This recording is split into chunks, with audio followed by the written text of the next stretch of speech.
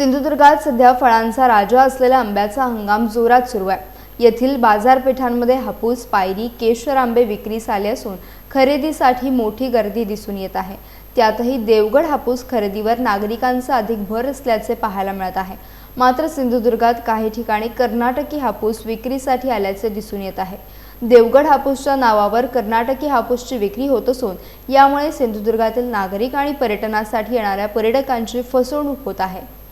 सिंधुदुर्गातील हापूस आंब्याला देवगड हापूस असे GI नामांकन मिळाले असून हा आंबा आकाराने गोल, थोडासा लांबट असतो।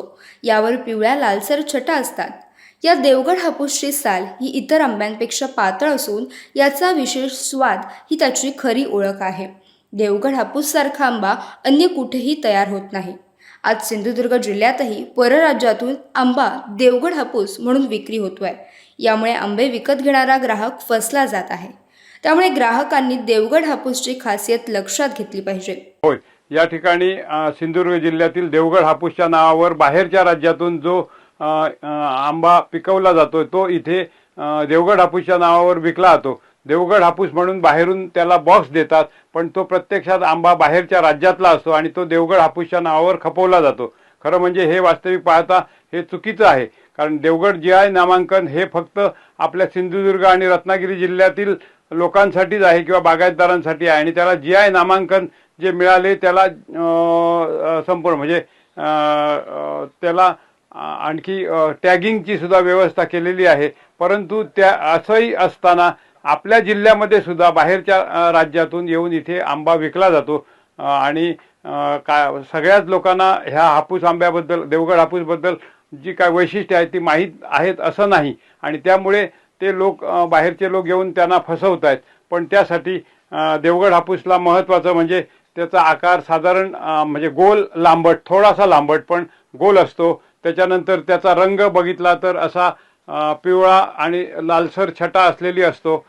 साल पातळ असते, त्याचा स्वाद एक वेगळा असतो म्हणजे आणि मांसल भाग सुद्धा चांगला असतो आणि असं असताना लोकांना त्याबद्दल पूर्ण माहिती नसल्यामुळे ते लोक फसत आहेत आणि बाहेरच्या राज्यातले लोक देवगड हापूसच्या नावावर तो आपला आंबा आणून विकत आहेत। खरं म्हणजे हे चुकीचं आहे। यासाठी शासकीय यंत्रणा सुद्धा आज सतर्क आहे आणि त्यामध्ये जो कोण असा बाहेरच्या राज्यातून आंबा इथे GI म्हणजे देवगडच्या नावावर विकत आहे त्याला सुद्धा खरं म्हणजे पनिशमेंट झाली पाहिजे असं आम्हाला वाटतं आणि यासाठी आपण सगळे सिंधुदुर्ग, रत्नागिरी जिल्ह्यातले सगळे आंबा बागायतदार एकत्र येऊन यासाठी एक विशिष्ट नियम ठरवले गेले पाहिजेत असं मला वाटतंय।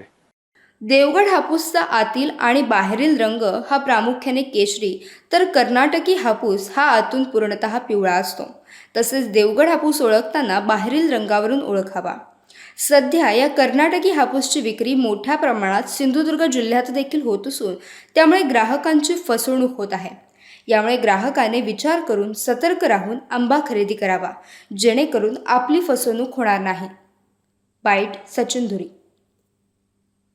प्रतिक्रिया अशी आहे की देवगड हापूस हा कसा आहे की आतमधून त्याचा कलर जो आहे तो हा केशरी आहे आणि कर्नाटकी हापूस जो आहे त्याचा आतून कलर पिवळसर येतो। त्यामुळे लोकांनी पण घेताना कापून तर कोण घेत नाही, पण घेताना पण तो विचार करायचा की हा आपल्याला आंबा घेतोय आपण तो कुठचा आहे, हापूस आहे, कर्नाटकी आहे की देवगड आहे। देवगडचा जर घ्यायचा आंबा झाला तर त्याची साल जी आहे ती पातळ येते आणि आपल्या कोकणी इतरचा म्हणजे आपल्या त्या कुडा म्हणा किंवा आपल्या भोगवे या साईडचा जो आंबा आहे ती थोडी साल जाड येते, पण आतमध्ये तुम्हाला केशरच मिळणार। पिवळ्या कलरचा जर आंबा असेल आतमध्ये तो प्रामुख्याने येतो पिवळा, पण आपल्याकडे होऊ शकतो नाही असं नाही, पण जास्त ते प्रमाणात इकडे आता फसवणूक केली जाते आहे। कर्नाटकी आंबा आणून विक्री केला जातोय हे पण आहे, पण त्यामुळे लोकांनी पण विचार करायचा की हा आपण घेताना आपण आपला इथला लोकल आंबा घेतोय की कर्नाटकी घेतोय, हा पण लोकांनी विचार करून आंबा खरेदी करायचा।